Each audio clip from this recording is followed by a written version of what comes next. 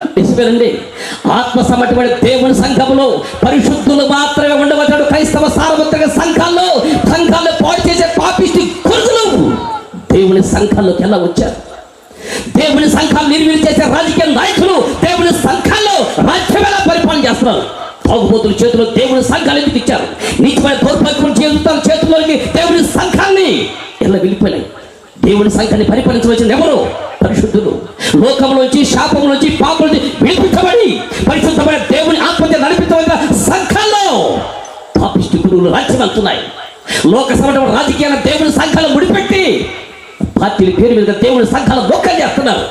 ఎలా వచ్చినాయి అర్థం కాకుండా పని వాళ్ళు అంటున్నారు, అయ్యా నువ్వు అప్పగించబడి సంఘాన్ని మేము బాగానే చూసుకున్నావు, మరి పురుగులు ఎలా వచ్చినా అర్థం కావట్లేదు అయ్యా అని వీళ్ళలో వాళ్ళు తచ్చిన పడి ఒక పని చేద్దామరా, ఇదంతా ఎందుకు మన యజమాని దగ్గరికి వెళ్ళాం, ఉన్న సమస్య